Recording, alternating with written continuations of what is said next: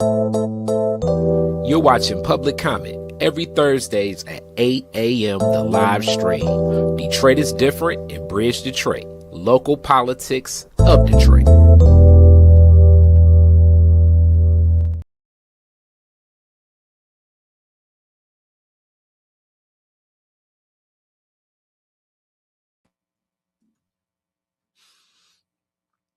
All right. Welcome back to Public Comment. It is February 12th, Thursday, 2026. We've been missing you with some of these episodes, but we getting back on the ball, making sure things get delivered. A whole lot has been happening at the start of 2026, even outside of a lot of municipal politics, but a lot of progression there as well. So if you know this show, I'm Khary Frazier. Detroit is different.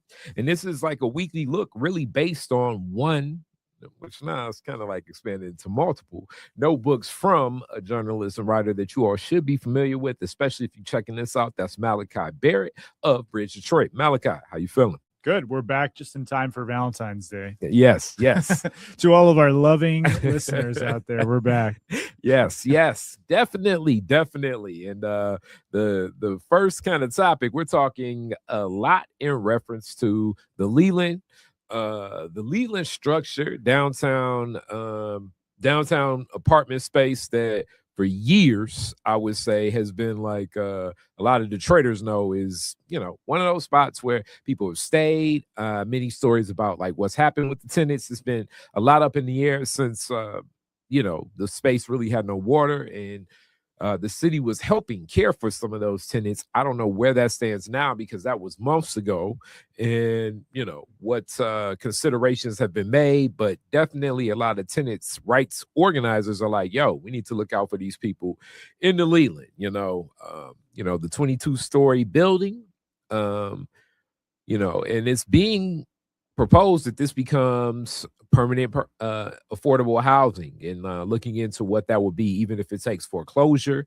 It's a lot of historic scope of this, about what the city has as far as affordable housing, how it's come together, along with affordable housing and how it's come together, the access to it. And as it seems like maybe of all the topics we usually explore in reference to public comment, I would say somewhere between 1/4 and 1/3, we're talking about like what's happening with affordable housing. How is it determined? How does it get to the people? Because this is becoming more of an issue, not just for Detroit, but like I always uplift, this is becoming an American discussion.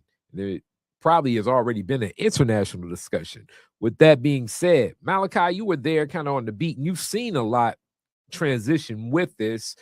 What's just the thought process of even exploring what this could look like? Let's start there. And what precedent does that set? Yeah. So, I mean, the Leland House is the most kind of public disastrous example of a fairly common or recurring issue in Detroit, in that we have aging buildings owned by landlords who can be negligent and put aside the repairs of those buildings to the point where it becomes unsafe to live in, and the city has to take action to order the evacuation, essentially, of that building until the owner can get it up to code. And this has been complicated with Leland House because there's a change in ownership. There's bankruptcy proceedings that are going on right now in the courts. It seems like management is unable to make these repairs, and it's an iconic building that is really part of the city's history. There's been a lot of really great reporting on, what the Leland House kind of means as an icon that I would suggest people go check out, in the Metro Times in particular. And so there's been a lot of public attention on this as kind of like a way into all of these different housing issues. And so it's kind of a look at like what happens. The city has a responsibility to ensure that rental properties are safe, but then when they vacate them, they have to house people. They have to put them up in hotels. That creates issues where folks are unable to get their belongings before they have to leave. It creates issues where the hotels are typically outside the city, in Livonia or Troy and other Southfield, which creates transportation issues if they got to get kids to school, if they got to get to work, So that has been the lens through which I think council has been discussing this situation in particular, and kind of housing situations in general for the last few months, where they've been asking for updates on, where the tenants staying. Are they getting what they need? What is, the housing and revitalization department doing to relocate and provide case management services? And then there's obviously the Detroit Tenants Union, which is an advocacy group. It's not necessarily connected to the city government, although Stephen Rimmer, who's on it, has been an advocate who's been, in communication with council members for several years now on some of these things, and actually helped develop some policies, some of which have been passed and some of which have not been. And some are in progress too, which we can talk about later this year. I think we'll be coming back. They sent a letter. Sorry, I'm getting there. They sent a letter to the city council saying, hey, use eminent domain, use the process you use to take, land for solar farms, for public purposes, and seize control of this building and turn it into long-term, permanent, affordable housing, stabilize the building, and, make this into kind of a beacon of a new model of affordable housing in the future. So it's a big idea. Council members have not had a lot of time to chew on it. Several of them said that they had just received the letter and didn't really have time to go through it. It's not particularly long. It's like 3 pages, but, big idea. They didn't want to necessarily go on the record. Councilmember Gabriela Santiago Romero says that there is some promise in the idea and just the concept of the city being able to get more involved in providing affordable housing in this way. But it poses some challenges we can talk about. And I was actually a little surprised. I reached out to the city because this letter was sent to the council as well as the mayor and said, hey, is this even possible? I'm no lawyer. How does eminent domain work? It seems at least somewhat up to interpretation. And Corporation Counsel Conrad Mallett, who was approved, reauthorized, reappointed by the city council last week, said actually there might be some possibility here, but it really needs to be carefully considered. His direct quote was that the legislative body must decide if there is sufficient public purpose for the use of eminent domain. So if there's a legal cause, basically, to use eminent domain. And then the kind of more practical reality, he says, buying a building requires tens of millions of dollars in repairs, which might not be deemed a good use of public dollars simply in the short term to help a private group pay their debts, meaning the ownership of the building. So that's the gist. This idea was brought to the council. They kind of mulled it over a little bit, and I think we'll see where things go from here. Yeah, and Conrad Mallett Jr., definitely a figure that has been present in Detroit politics for a long time. I mean, his parents were very present in a lot of Detroit politics and activism as well.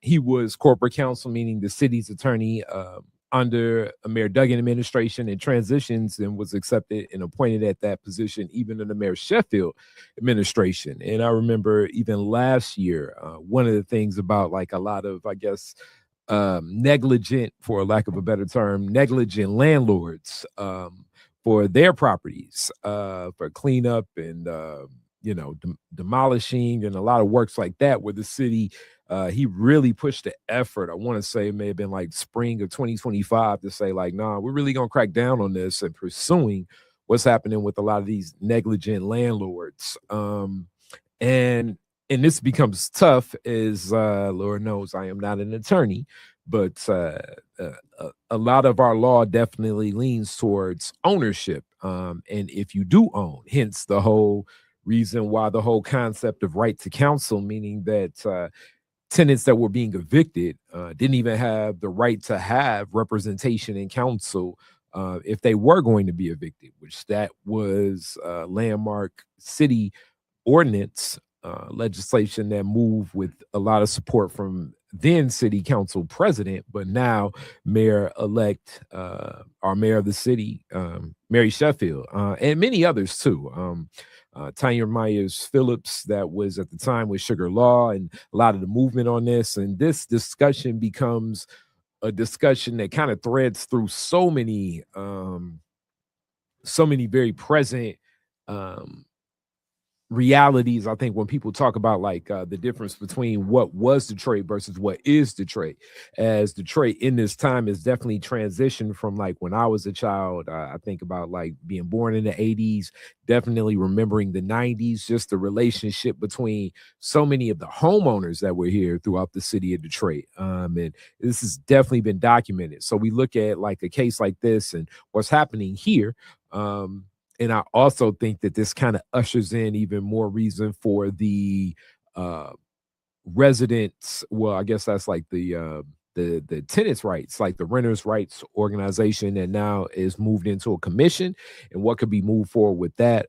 Definitely a lot of organizing from Mary Waters' office behind that. But a lot of times people feel like renting in the city of Detroit is just not an advantageous position for so many reasons, of a lot of the lack of presence from ownership, or therefore like a property management firm. So, other questions to look at with this, definitely negligent landlords, emergency orders, and displacement. These are very key.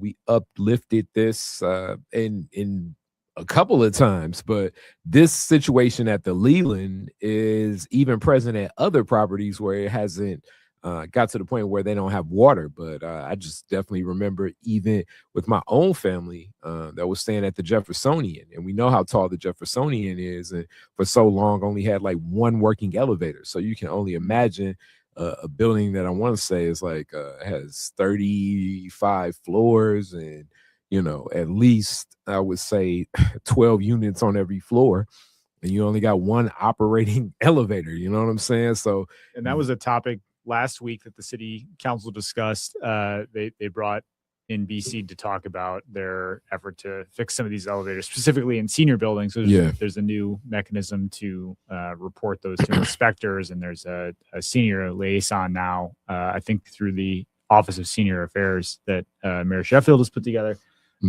So yeah, elevators on its own is a huge maintenance problem in a lot of these older buildings. Yeah, and then the question becomes like, so if the city takes ownership of it, who in the city would be responsible? As I'm not necessarily, I know that these were separate issues, but even some of the home repair support from the ARP money, and then just other money put to the side that was uplifted from Denzel McCampbell, like, yo, let's really look at this. The list of so many predominantly seniors that are looking for the roofs or the front porches from some of the city assistants, it's just not as present, which a lot of this challenge, I think, really deals with the rising cost of building materials. These rising costs of building materials, this is like kind of like how one thing connects to the other, have a whole lot to do with our federal administration and its relationships with a lot of the tariffs. It's not really explicitly discussed, it seemed like, in the news as much as it was discussed. More so like the inflation impacts of, I think, like a Biden presidency back then. But even right now, like, I mean, I'm witnessing what's happening at the grocery store. And if you all were walking through your local hardware store recently and have to buy some large items, you probably feel it there too, as far as the cost of all of these materials go up, which have a direct impact, obviously, on like what can be upkept and who will be holding the I guess, for lack of a better term, who's going to be responsible? Who's holding the ball? Because really, at the root of a lot of this, it's this mix of relationship between property management firms and owners. The property management firm is more than likely who you're going to engage with, but a lot of these owners, not just absentee, a lot of the owners aren't even in Metro Detroit proper itself. I think it's worth asking if the city's going to acquire buildings like this that go through bankruptcy, whatever the mechanism is going to be, eminent domain, whatever. If the city decides that part of its housing strategy is to start rehabilitating and housing people in these older apartment buildings, I think it's a fair question to ask, like, how good of a job are they doing at maintaining the properties that they already own? The Detroit Housing Commission is the entity under the city that manages a portfolio, as they say, of properties. I think mostly Section 8 low-income housing, right? Public housing. We haven't done really public housing in the city, it seems like, in quite a while. So this would be, and frankly, I don't know the answer to that. I know there's been quite a bit of reporting on some of the substandard conditions in some of the Detroit Housing, Commission's portfolio again. But to the larger question of like, what is the city's ability really to get this building in particular, the Leland, up to up to shape, get it safe again for habitation, you know, it's extremely expensive. And then long term, you know, have we been doing a good job of that already? I think it's something to think about. As much as the idea might be exciting, you know, what kind of capacity do we have and the commitment for this, you know, long term? Because, you know, this is kind of how you end up in a situation like this when, you know, you don't have as much money to make the repairs as you think, and then maintenance gets deferred, and then over time, you know, the Leland gets into kind of the state that it's in. Yeah. So I think those are things the council will probably consider as they move down this path. I don't think anything's going to happen immediately. And there certainly needs to be some more kind of legal review of what their actual options are. But I think it's super interesting that they're talking about it. Yeah. I mean, it is very interesting they're talking about it, but a lot of what you just uplifted, like, where does the responsibility lie? The reason that the Leland is in the condition that it's in and residents aren't there is because of the lack of repairs to the space from the current ownership and or management, however we kind of like define that. And the city itself has not, just back to limited resources, and the rising cost of a lot of these efforts kind of put a lot of people in this space. And I do think that how things are progressing in America altogether, just the class of home ownership in many cities is just not going to be what, you know, anything like I think what Detroit was back in the day, with so many homeowners, just due to what's happening. Though many minds and many people are in that space saying like, look, we're trying to get people to affordable housing. But I mean, that, like I say, I mean, 25 to 1/3 of a lot of the discussions we have are about public housing and what the realism as far as, you know, the cost of what people kind of can afford. And when we talk about also what people can afford, this kind of connects to another thing that is a very short window that I wish would expand, but this is also the season, right? This is the season where you can appeal your top property taxes. And that deadline, February 22nd, you got that deadline to appeal it with Coleman Young Municipal Center. We got a phone number up there, and you can also ask the assessor with the office. If you're familiar with the Coleman A. Young Municipal Center, walking in person, it's on the first floor, kind of like really kitty corner right across from the ombudsman office. So you can ask any of the people as you go through the security check, like, all right, where do I get to the tax assessor's office to question what's happening with the bill? This is another one of those things that still presses a lot of Detroiters because of the overassessed taxes that we're aware of from years ago. And some people even question what's happening with the taxation assessment process currently right now. There have been, I know, a lot of people that have challenged and successfully challenged what's happened with the assessment of their taxes. But like I say, tis the season to be atop of that. You want to move as fast as possible because it is not a long window in the grand scheme of things. And Lord knows, those property taxes and what can happen with property taxes can really impact people. You know what I'm saying? It can be definitely the difference between you staying in your home and your home no longer your home. You know what I'm saying? Malachi, you put this in at the end. This is also one of those topics that's brought up very often, especially because of the overassessed taxes from years ago and what resolution will be for that. You're there as city council. I'm sure that you get some conversations with people there, residents that speak to this. What has been like kind of the pulse and the take of just this opportunity and seizing this opportunity in that window? Yeah, I like to always remind people of this because it's an important but kind of limited window. You have until the 22nd to get that in. And I think they started accepting them at the beginning of February. So you got basically a month to file your appeal. And it is a little involved. You have to basically explain why you think the assessment was incorrect. There's a lot of information out online about this on the city's website. Coalition for Property Tax Justice, I believe Outlier has done some guides as well on how to navigate it. I won't try to try to speak to it because I've never done it before. And yep. I get my assessment notice. I got mine about a month, a couple weeks back, and was kind of looking over it. And I'm like, I don't know if this is right or not. How am I supposed to know? But this is the opportunity. If you feel like something's up, if you've seen a big increase, this is your opportunity to get it appealed. And so it is important from that perspective. And in the larger conversation around assessments and how property values are growing in the city. You are supposed to only have a 5% increase in your taxes every year through a constitutional amendment. So if your property value goes up 20%, your taxes are not going to go up 20%. It's just kind of capped there. But the problem is when someone sells that house, there's what they call the pop-up. It'll reset. And it'll go right to. So it's funny you mentioned, I ran into the assessor, Alvin Horn, in the elevator yesterday on my way out of City Hall. And he was talking about this problem that there's essentially been kind of a wave of property owners who bought their house like pre-96. So they've basically had their homes for like 30 years now. Yeah.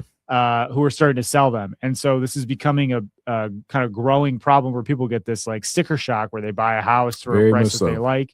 And then, they're in that house for a year. Their first new tax bill comes around and they're like, holy crap. And so what do we do about this? Well, it's written into the state constitution that this pop-up happens. So you can't really do anything about that, but it's based on the state equalized value, which is about 50% of the assessed value. So the assessed value is like what your house is worth, and the SEV is like what they can tax, basically. And so he was saying there might be some potential to tweak what the SEV is. Other states have it so that it's not 50%. Michigan appears to be somewhat of an outlier in that again. So yeah, there's not really like a serious conversation happening among lawmakers, but it's interesting to run into, the assessor at this time of year. And that's what's on his mind, that, that newer homeowners who might be coming into the city, that might be getting their home transferred from someone in their family, are experiencing this pop-up. And I think it threatens kind of the long-term ability of those newer people to stay in the city. Yeah. I think it has a lot of implications for like the housing situation moving forward. So yeah, I don't know. Get your stuff into the border review and try to appeal if you feel like something's fishy with your assessment, because a lot of people have been proven correct in that in the past. Yeah, I can definitely say, seen it myself, family and others. One of those homes owned by like a senior or a family that's possibly been there for 20 years or so, and you even like kind of budget. I mean, like any person, you're gonna budget what your mortgage costs will be because your taxes will be inside of that, and you'll say, all right, I can cover figure A, but you get it and it's like $300 more because of what's happening with the taxes, and it floors many people. So just definitely making sure that you're aware of what's happening in reference to that, and then just this information about challenging. And if you see the overassessment, you do your numbers, definitely make sure you stay on top of your winter and your spring and your summer tax bills, because that's how Detroit is. And hopefully they haven't rolled over to the county. When they roll over to the county, the days are getting shorter and shorter and shorter of you needing to pay, or your property will definitely be dealing with a situation you don't want to step into, and that's foreclosure. With that being said, I know it's Black History Month as well. Tonight, the 12th, I will be with Black Bottom Archives at the Detroit Historical Museum. It's a discussion about reparations. It'll be at 6 p.m. Sophia E. is hosting it. Marcia Black of Black Bottom Archives. Also, you have Sydney Calloway that is on the Reparations Task Force. Myself, John Conyers III. Should be an interesting discussion. And if you haven't seen the exhibit that they have up, Black Bottom Archives, about Black Bottom, you may have seen it before, as I have in other iterations, but very immersive now, where you even have like some spaces and places where you can, put on some headphones, listen to some stories, just a lot of the points, of the photos and everything on a larger scale. I really think Black Bottom Archives has been very intentional and really like academic about the way that they've gathered and delivered the information on behalf of like what Black Bottom was, what it meant to the city of Detroit and the culture that kind of birthed from there. Obviously, many historians have poured into this as well, like a Jamon Jordan and Marsha Music. Should be a great event, and you should have just, already check out this exhibit. It's going to be there through, I think, the close of March itself. So it's pretty cool. Malachi, what's going on? Let the people know. Subscribe to my newsletter at bridgedetroit.com for free weekly news. We've got it coming out twice a week now, Monday and Wednesday, covering lots of stuff going on in the city. So yeah, we're still plugging away at that. We've got a lot of exciting things going on this year with the new government, the new leadership. We are exploring what the question of good representation looks like for residents. So if you have thoughts on that, get in touch with me, MBARRETT at bridgedetroit.com. But yeah, subscribe for free. Get this news in your inbox, share with your friends, promote on social media, help us out, get the word out. Appreciate it. Yep. And then shout out to you, Brenda Butler. I know you've been telling me a lot about those community advisory council meetings that are going on, and this is just off color. Some information. I don't even know if Malachi has heard it. It's like, I don't know how I even feel about it. We're starting to get some, I want to do some reporting on the CAC. So it's funny you mentioned that. I need to talk to Brenda, it sounds like. But I was in touch with some other folks in the D5 CAC about what's been going on. And, underutilized, underappreciated public body. Yeah. I wasn't even going to that, but that as well. I was actually going to Justin Verlander is coming back to the Detroit Tigers. Ain't that something? That is crazy. I couldn't believe it. I mean, that seems like good news. So I'm cool with that. I know. It's like I guess like now my generation can feel like when Gordie Howe came back to the Red Wings after sitting down for a while. I mean, he's still been in the league that long, but it's like we can right the ship. Get back Scherzer, get a ring. That'd be amazing. Yeah, stuff their mouths full of gold is the strategy. I think. Keep them around if you can. Yep. With that being said, Public Comment. Peace. You're watching Public Comment every Thursdays at 8 a.m. The live stream. Detroit is different in Bridge Detroit. Local politics of Detroit.